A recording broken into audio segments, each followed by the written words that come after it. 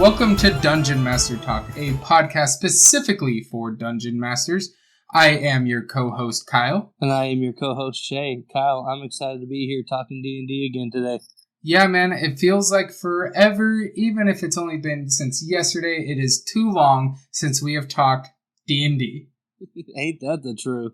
Oh, my goodness. So, once again, everybody, thank you so much for joining us. We really appreciate the time that you take out of your busy schedules to come and hang out with us and have a conversation about what it's like to be the Dungeon Master in the game of Dungeons & Dragons. Kyle, real quick, today we're going to be talking about backstories. And one of the things that I got to thinking about with backstories is a great backstory is often the catalyst for a great player, like a great character idea in a game. So, as of right now, of all the characters you've played, who is your favorite PC that you have ever played?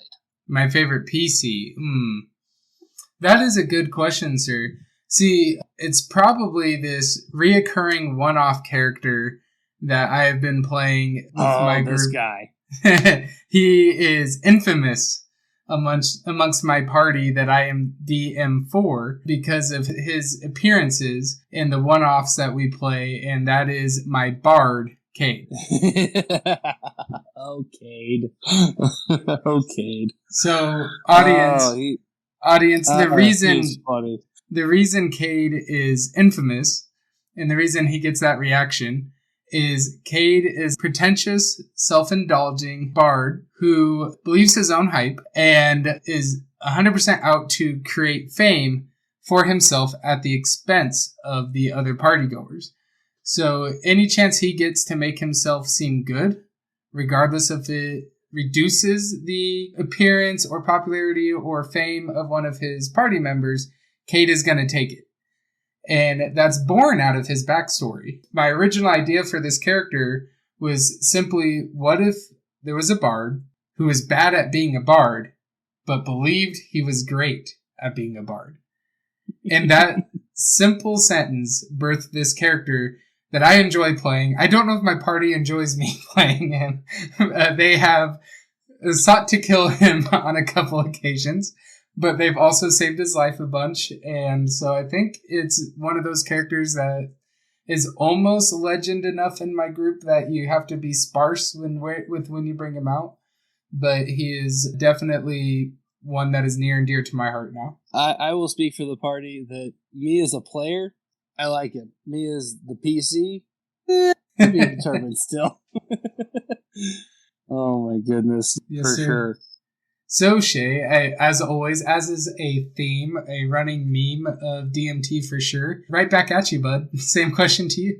Man, backstory-wise, has to be the guy I'm playing right now in Dakar Bedrock. He is by far the person I've put the most energy into writing a backstory for. As I've said on previous occasions, that my backstory for him, just his backstory, was 8.5 pages. Mm-hmm. That's not counting the addendum about primal magic. That's not counting the addendum on the quarterstaff that he uses as a totem pole. Mm-hmm. That's not... Yeah, you get the point. Literally reshaped how we made druids in the world that I DM, because Shea gives me this amazing backstory that I instantly loved. I was like, when are you publishing? And then I was like, wait, I have to change things because we're not changing the story. I actually, to be honest, folks, I heard him reading it because I heard a record scratch, and he's like, crap, now I have to change everything and go back. That's been the story of Dakar in my campaign, though. That's also true. All right, so on that note with backstories, Kyle, and I'll give you a chance to jump in here in a second, but for me, I think that the backstory is probably one of the best ways for someone to do a couple things in D&D. One is to really embrace the character that they are getting ready to make. It helps them to flesh out, who is this person? How does this person relate to the world around them? And weirdly enough, backstories in D&D sometimes actually correlate to where we are in real life. Mm-hmm. If that makes sense, because we, for whatever reason, we will put ourselves in a game, and when we kind of become that character, unless we are on a mission to make something completely opposite of who we actually are in real life, there's just this natural tendency that we just happen to make the character kind of a shell of who we are normally. Yep, at least a part of us. It might be an exaggeration on a core part of us. It might be, in some people's cases, it's based off of who they want, like who they see themselves as, who they want to see themselves as. In some people, it's who they don't want to see themselves as.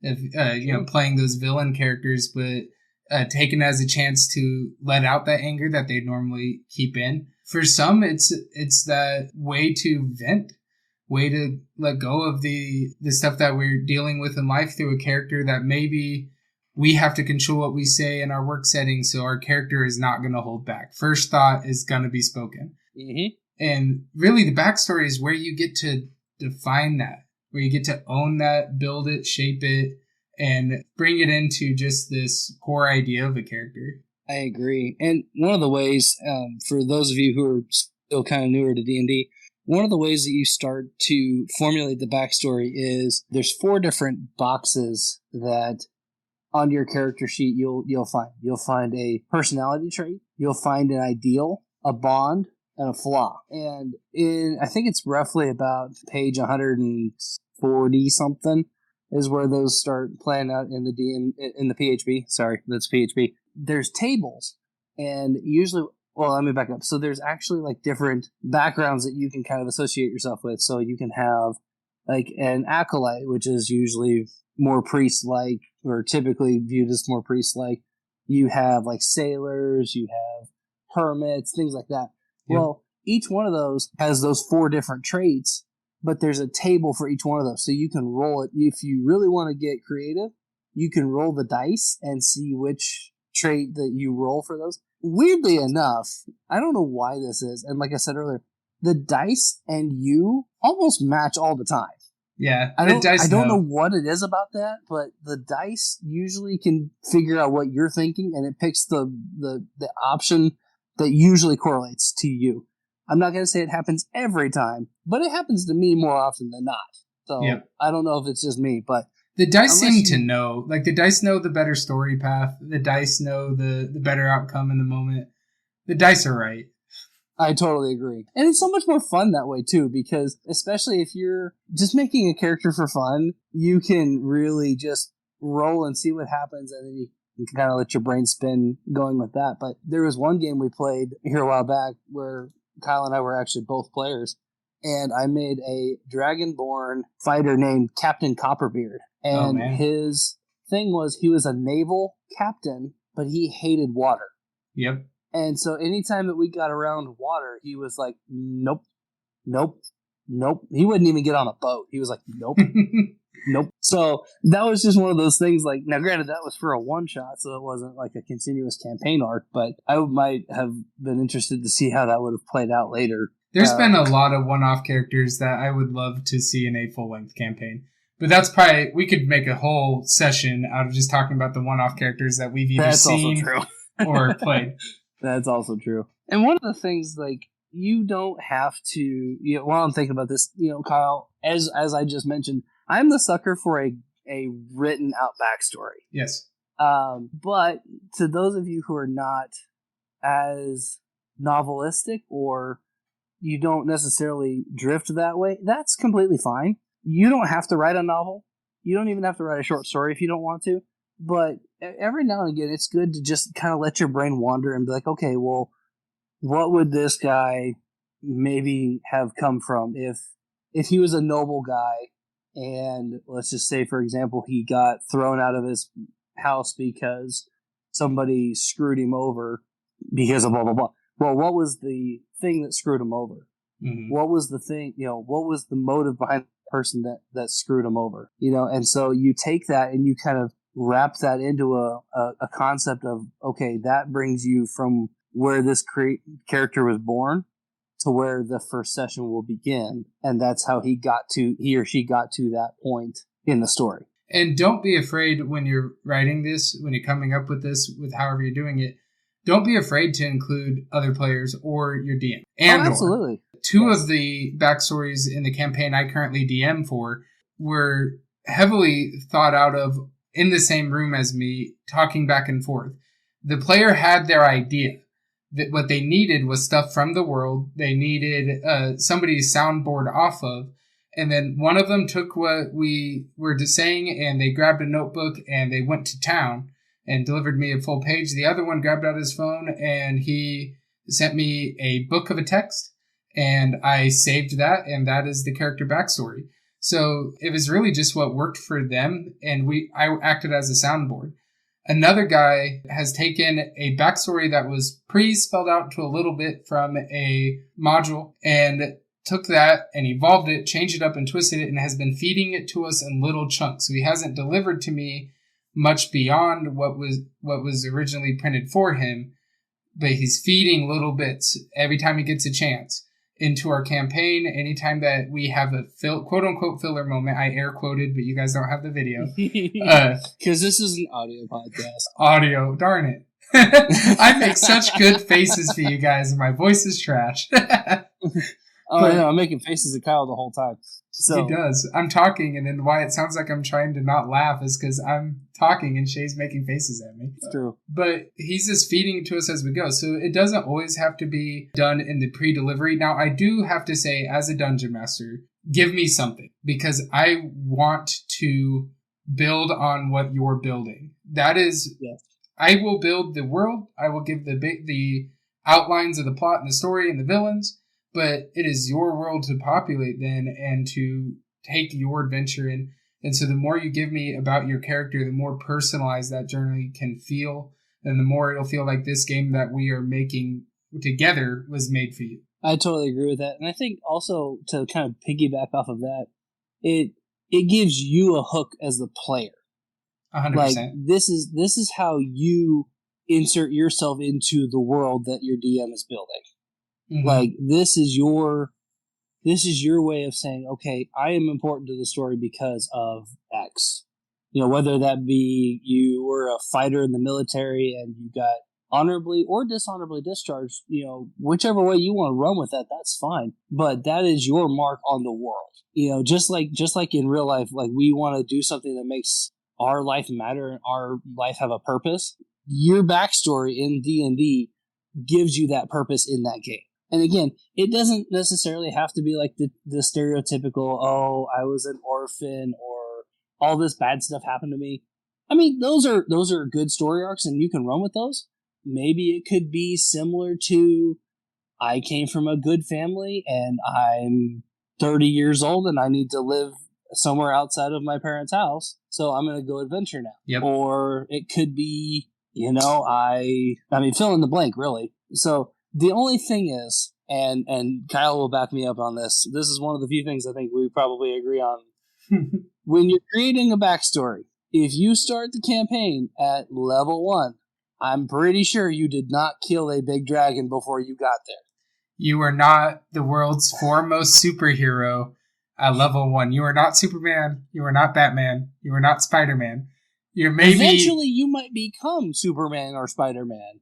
Yep. But this is before Kent Clark got his telephone booth or before Peter Parker got bitten. Clark? Clark Kent? Yeah. We're leaving that. Do not edit that out. No, I'll keep that part. Yeah. You won't be Peter Parker as Superman, as Spider-Man. God. You're flustered now. Yeah. Oh my God. Yeah. But the point is, like, you cannot come in being this wholly awesome adventurer at level 1. Correct. It's just not possible. Like, it just does not make sense. Right. Now, did you beat up the town bully? Okay, I can give you that. I can get behind that. Did you take out a whole army? No. Now, that's not not. That is not to invalidate the folk hero playset. Because you can have that. There's ways to bring in a level 1 folk hero that work very well narratively in the world that your DM has created. But guys, it's a trope, and that's why we're harping on it. And if you have this great vision for this hero that's coming at it, you have to keep in mind you're starting level 1. Now, if you're coming into a campaign and your DM said, hey, I want everybody to start level 10, then by all means have a level 10 backstory. But if you're coming in level 1, make sure that your backstory just makes sense for that. Otherwise, it's going to have a really hard time rectifying how you were able to slay a dragon and then 4 goblins was hard. Even one, or like 2 kobolds. Yes. Who have like 10 hit points. Yeah, or 1 wolf was able to take you down. Like, just think about what's going to be hard for you to encounter now. Because stop and think. 4 players, because commoners in D&D have like, 4 HP? Something like that. It's closer to 10. Okay, 4 is around 10. We'll say 8. Yeah. I might be wrong. Sorry, people who are better at memorizing the rules. I look up everything. For my sessions, it is all statted out. If there's going to be anything with health, I have it. But, so it's not on top of my head. But if you think about that, to a commoner, if you were able to slay 4 goblins on your own in your backstory, you're probably a folk hero. There's probably songs about you in your village, and that can give you that backstory. It doesn't have to be dragon slaying in your backstory. You can become a dragon slayer throughout growth in the story, and it'll be more fun and more satisfying when you get there than if you just say, I did this in my backstory. Backstories are hugely satisfying. I sometimes reread Shea's for the fun of it. That's how much I love it. I'm not making that up. I sometimes reread another player in ours that plays a rogue because it's complete opposite reason. Shea was completely detailed and he wrote a novel. And sometimes I turn around and read this other one to just look at how much you can get from so little. Yes. It's like a paragraph and it gave me everything I needed. And then I have another player who his character, wizard in our campaign, I think I've verbally heard his backstory more than I've ever read it. And it's one that I have to look back a lot because he built this backstory with so much of the world information I gave him that sometimes I look back at it to remember what I gave him and remember how I need to play these characters in the world in order for that to make sense. And it's important to give that to your DM. And it's also, DMs, it's so important for you to honor that. If your player gives you a well thought out backstory, plan around it. You don't have to reshape your entire campaign, but give it a payoff. Give it a surprise. Give it that hook. Reward your player for their effort. And you both will have so much more fun because of it. So go with that a little bit. With my group, I actually asked them for a backstory. And some of them did. Some of them gave me about a page, give or take. But another thought or another way to get your players to engage with you could be like a simple questionnaire. And I actually did this with my players. And I actually really enjoyed getting some of the feedback because so what I did was I actually got some help on the interwebs. I don't even remember who the guy was that helped me out with it, but if you're listening, thank you. Basically helped me come up with questions that he had asked his group about what is your character's favorite thing to eat? If who was the person that your character looked up to the most? Like who is their mentor? What got them into doing what they were doing? If they are a religious type, who is their deity? What religions do they practice? Just questions like that. What's a big fear that your character had? What's something that would tick them off very fast? Little things like little questions. I don't even remember how many questions. I think I had like 10 to 15 questions, something like that. I don't remember how many, but that was really fun reading through those questions also because I got them thinking. And I've actually been able to use some of those in my game because we actually had one. My rogue is a wolfkind rogue, and she actually was on watch one night and had a ghostly encounter with her mentor who had passed on already. But I wouldn't have known that unless I had asked, okay, who is this person's mentor? What was the relationship that they had? Things like that. And so that just kind of, I was able to draw on that, take what she had given me and turn it back to her to, really show that, for example, how you can use that to interact with your people. With that, Shea mentioned a very good way to get how to help fill your character's backstories as a DM. Give them those questions. Another thing is give them some information about your world. It's really hard to tell a player, hey, give me a backstory. Okay, are we playing in actual D&D worlds? Or what plane are we on? Like, what is my framework here? Are elves common? are they nearly extinct? Are we playing in a world where guns exist? So you got to establish this stuff. And we're going to be talking about a session 0. That's a natural place. But even before then, you can be, if you've already worked on building your world, or if you're using a pre-made module that has the world set, you can start supplying some information based on that. So like, who are the deities of your world? Are you playing with the full list that's available in the player's handbook? Are you playing with your own created deities like I did in mine, that is leveraging some and then also swapping out for some new to make it more of a pantheon? So give that information so that your players can work within it, but then also don't give them so much that you're like, you're from this town and you were raised by this person and you went to this school. Like, let them have creativity, but give them the frameworks. Give them the building blocks for which that they can then make you their masterpiece. Yes. Give them the guidelines and then turn them loose and say, have fun. Exactly. And you'd be amazed. And I've said this already on this podcast, and I know I'll say it again. My absolute favorite times as a DM is when I'm not talking. That's essentially what Backstory should be. Like, if your player wants your input, give your input. If they do not want your input, they want to give it to you, don't give your input. Just give them the building blocks and let them go, and let them bring back to you what they envisioned it for their character to be. Yeah. Yeah, and within reason, as long as it's within reason to have happened in your game, I would totally empower your players to do that. And that will also be something that will happen later, because I think if you empower them at creation, you will empower them to either do something in character later. You know, they're thinking, okay, if Joe Schmo was a rogue and he's a sneaky guy who can, pick a lock really well, that might encourage him later on to be actively looking for locks to pick, traps to debunk, things like that. Like, it will kind of help them kind of create that niche in the group. Or, say you have a ranger who has a really good perception score. So that will cause them to want to be kind of a lead scout, to kind of look ahead for the party, kind of look out for, various traps and, maybe not necessarily traps, but large encampments or smaller encampments of enemies that could be a potential danger to them. So the more you sow now, the better you will reap later, is, I guess, more where I'm trying to go with that is, the more you can entice and work with your players to get that kind of backstory or groundwork done, I think the more likely you will be able to get a richer gameplay from that player down the road. So I'm going to do a little bit of Wizard of Oz here and unveil the curtain a little bit to speak on my current campaign. One of my players that play in my campaign, their characters, their backstory, centered around this object. They called it their shiny, that was stolen from them at a very young age. And the reason for questing was that they wanted to find the shiny and reclaim it.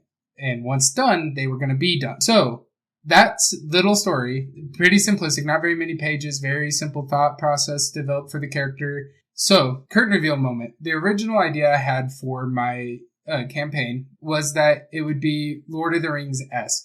I wanted a adventure that was going to span across a world during a war, and that there would be these big battles going on, and the world would be progressing while the party dealt with a threat. And I don't want to unveil what my original idea for the centralized threat was, because I might do that in a different campaign that Shea's in later, because we've already talked about what campaign 2 might be one day. But when I read this backstory, I threw out my original idea. And instead, I went with a little bit of a Infinity War type idea, where these stones of power were at play within the world, and what this character had, unbeknownst to him, was one of those stones of power. And when it was stolen from him, he went on this quest to get it back, not knowing what he was even going after. And so then I've introduced more of them, and it developed my plot and changed up my villains because of it, and changed up the organizations of the world that they now play in or are a part of, all because I read this backstory and went, yes, I want to include this. That is an obvious hook. I'm going to take it, going to put it borderline MacGuffin status, and then reveal it to be a centralized plot item, and the payoff wasn't until 2 years later, 2 calendar real life years later, we got that payoff moment, and I will just say now, worth it. Oh my goodness, yes, and not only that, because as I'm remembering this whole story, at one point we had it, and then we lost it, and then the character who wanted to get his shiny back got that shiny and a different shiny, and then he got shot down in midair.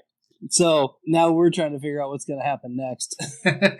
Yeah, that actually brings you up to now in his terms. Yeah, it does, actually. Yeah, that's the long short of it, actually. Yep. Wow, you just simplified 3 years of my life to 2 sentences. I'm going to take off after this and rethink my... No, it's been amazing. Like, that's the power of backstories. And that one, honestly, as DM, I didn't have a lot of input. It did take some poking and prodding to get that backstory, though.